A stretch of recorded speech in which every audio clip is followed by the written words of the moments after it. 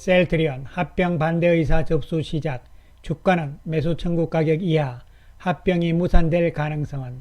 셀트리온 지난 수요일 플러스 1.90% 상승, 헬스케어 플러스 2.27% 상승, 제약도 플러스 3.73% 상승세를 보였습니다.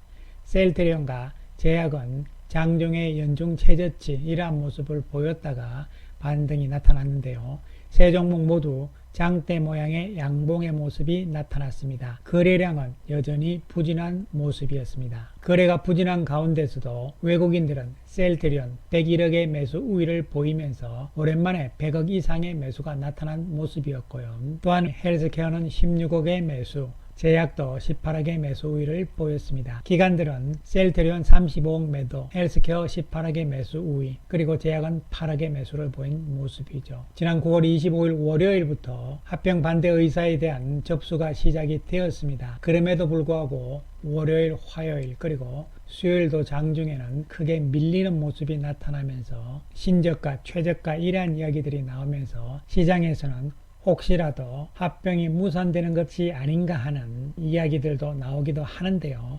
오늘 이 시간에는 그렇다면 실제적으로 셀트리온 그룹의 합병이 무산될 가능성이 있는지 없는지에 대해서 살펴보는 시간을 가져보겠습니다.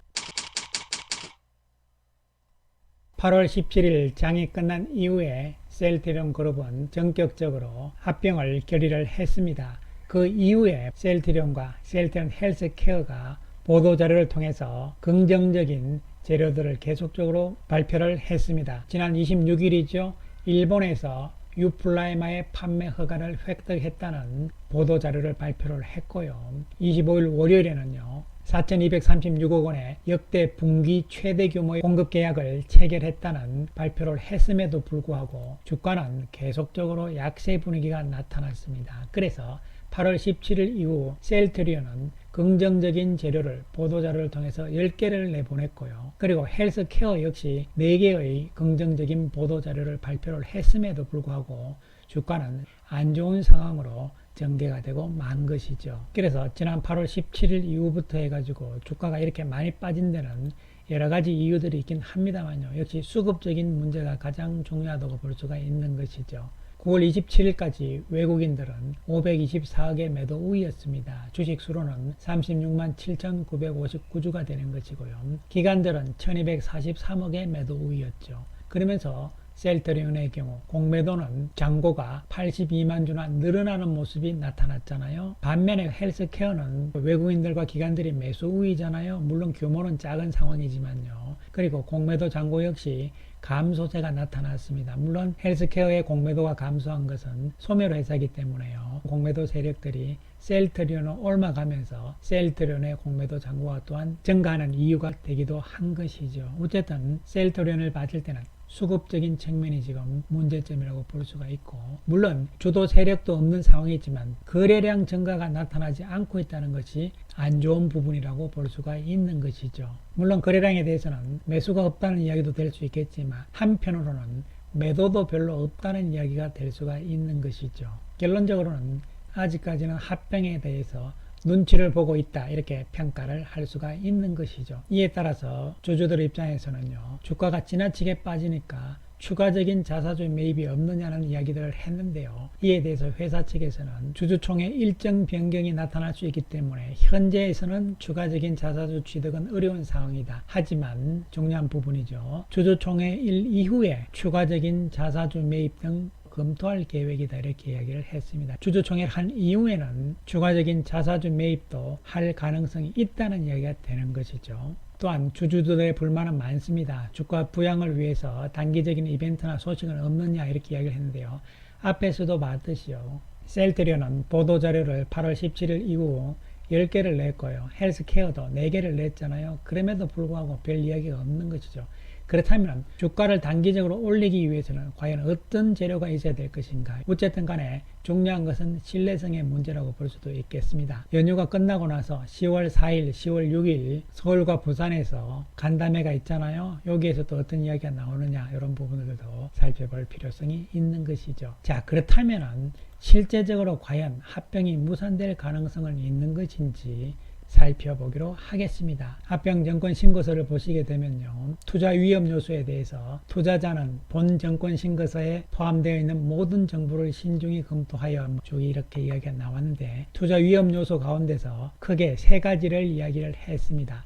첫 번째가 합병의 성사를 어렵게 하는 위험 요소, 두 번째 합병에 따라 배정되는 신주의 향후 상장 추진 또는 상장 폐지 가능성, 세 번째 합병이 성사될 경우 증권을 투자함에 있어서 고려해야 할 위험 요소, 이렇게 되어 있는데요. 이 중에서 우리가 3번은 합병 이후 이야기고요, 2번도 합병 이후 이야기잖아요. 여기서 위험성은 딴 게 아니고 셀트리온 헬스케어가 소멸되니까요, 상장이 폐지된다는 이야기죠. 그렇다면 우리가 따져봐야 되는 제일 중요한 것은 1번이죠. 합병의 성사를 어렵게 하는 위험 요소는 무엇인가, 이 부분에 대해서 살펴보기로 하겠습니다. 구체적으로 합병을 어렵게 하는 위험 요소, 첫 번째로 합병 계약서 상의 계약 해제 조건, 두 번째로 합병 승인 주주총회에서 합병이 무산될 가능성, 세 번째로 관련 법령상의 인허가 또는 승인에 따른 합병 계약 취소의 위험, 네 번째로 합병 당사 회사 소액 주주의 소송 제기 가능성인데요. 다와 라에 대해서는 법적으로 큰 문제가 없다고 볼 수가 있는 것이고요. 따라서 가와 나가요, 합병의 성사를 어렵게 하는 위험 요소 가운데서 중요한 두 가지라고 볼 수가 있겠는데요. 두 번째, 주주총회인데요. 주주총회에서는요, 참석 주주 의결권의 3분의 2 이상과 발행 주식 총수의 3분의 1 이상의 승인이거든요. 물론 알 수 없는 부분이긴 하지만 발행 주식 총수의 3분의 1 이상인데요. 셀트리온 경우 66%가 소액주주 지분율이다 하더라도 소액주주가 100% 다 반대를 해도 3분의 1 이상이 될 수가 있잖아요. 그 다음에 참석 주주 의결권 역시 문제가 없다고 보는 것이죠. 그렇다면 결론적으로 가 1번이 문제가 되는데, 그렇다면 가죠, 1번 부분이 문제가 되는 것인데요. 구체적으로 살펴보게 되면요, 다음 각호에 해당하는 경우에 계약을 해지할 수 있다. 그래서 5가지의 경우가 될 수가 있는데요. 두 번째에서 주식 매수 청구권과 관련된 이야기들이 나오고요, 그리고 세 번째, 네 번째, 다섯 번째 이렇게 있는데, 결론적으로는 두 번째 주식 매수 청구권에 대한 부분이 가장 핵심 부분이 될 수가 있는 것이죠. 그래서 그 부분을 우리가 구체적으로 보게 되면요, 본건 합병과 관련하여 존속회사 셀트리온과 소멸회사 셀트리온 헬스케어 양사에 대해서 주식 매수 청구권이 행사된 주식에 대한 주식 매수 가액의 총 합계액이 주식 매수 청구권 행사 기간 만료 시점을 기준으로 금 1조 원을 초과하는 경우 합병 계약서상의 계약 해제 조건이 될 수가 있다는 이야기잖아요. 자, 그래서 주식 매수 청구권에 관한 사항들을 조금 더 구체적으로 살펴보게 되면요, 먼저 주식 매수 청구권을 가질 수 있는 사람은 누구냐, 이런 거잖아요. 그 부분을 살펴보면요, 이사회 결의 사실이 공시된 날에 다음 영업일까지 해당 주식에 관한 매매 계약의 체결, 즉 매수란 이야기가 되겠죠. 두 번째, 해당 주식의 소비 대차 계약의 해지, 세 번째, 해당 주식의 취득에 관한 법률 행위가 있었던 경우, 이렇게 이제 규정을 했는데요. 말이 어려운 이야기인데요. 쉽게 이야기하면 이런 이야기죠. 23년 8월 18일까지 매수 체결한 주식과 또 대여 해지 상환된 주식, 이 부분에 대해서는 매수 청구권이 있는 것이죠. 그래서 8월 18일 이후에 매수한 주식에 대해서는 주식 매수 청구권은 없습니다. 8월 18일 이전에 주식을 사서 가지고 있는 경우에는 주식 매수 청구권 행사일까지 계속 보유를 해야 합니다. 그 다음에 8월 18일 이후에 매도를 했거나 대여한 주식은 매수 청구권이 없습니다. 그리고 사전에 합병 반대 의사를 서면으로 통보를 꼭 해야 되죠. 그래야만 주식 매수 청구권이 있는 것인데, 사전에 주식 매수 청구권을 반대 의사를 통지를 했지만 주주총회에서 찬성을 한 경우에는요, 주식 매수 청구권을 행사할 수가 없습니다. 그래서 회사에서는 주식 매수 청구 가격을 제시를 했고요, 현재가 기준으로 봤을 때는요, 가격 차이가 11,613원이 되는 것이고요. 이에 따라서 현재가에서부터 8.34% 올라야만 주식 매수 예정 가격이 되는 것이고요. 헬스케어는 현재 4,251원이 낮은 상황이죠. 따라서 현재가 대비해서 6.75% 더 올라야만 주식 매수 예정 가격에 도달을 하는 것이죠. 그래서 구체적으로 지금 한번 따져보게 되면요. 요 청구 기간이 이렇게 정해져 있는 것이고요. 이 기간, 즉 10월 20일까지 합병 반대 의사를 접수를 해야 됩니다. 요거를 해야만 그 다음에 주식 매수 청구권을 또 행사를 할 수가 있는 것이죠. 자, 그 다음에 살펴보는 것은요. 회사에서는 1조 원을 제시를 했습니다. 1조 원을 초과하는 경우에는 어떻게 할 것이냐.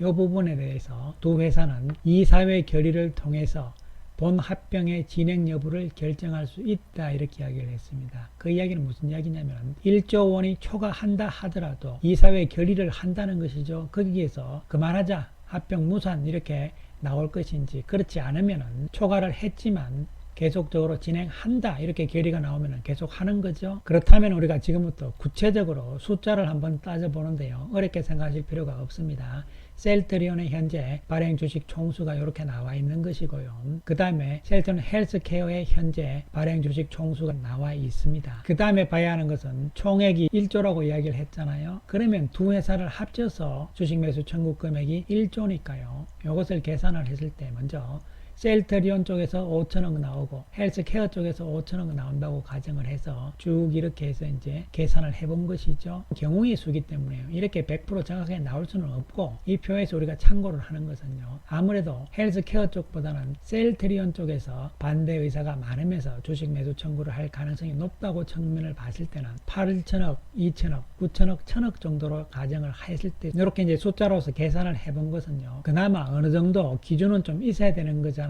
그런 측면에서 참고를 하시면 되는 것이죠. 그래서 만약에 셀트리온 쪽에서 주식 매수 청구가 8천억 정도 나온다고 친다면 530만 주가 된다는 이야기죠. 나머지 헬스케어 쪽에서 297만 주 이하로 나오게 되면 1조가 안 되니까 합병이 성사가 되는 것이잖아요. 만약에 셀트리온 쪽에서 1조가 다 나온다고 봤을 때는 663만 주잖아요. 따라서 약 590만 주, 600만 주 이 정도 나오면은 어쨌든 헬스케어 쪽을 감안을 했을 때는요. 1조를 초과할 가능성이 있다고 보시면 되는 것이죠. 따라서 마지노선 부근 이런 부분들을 셀트리온 쪽에서 나오는 600만 주 정도다 생각을 하시면 되는 것이고요.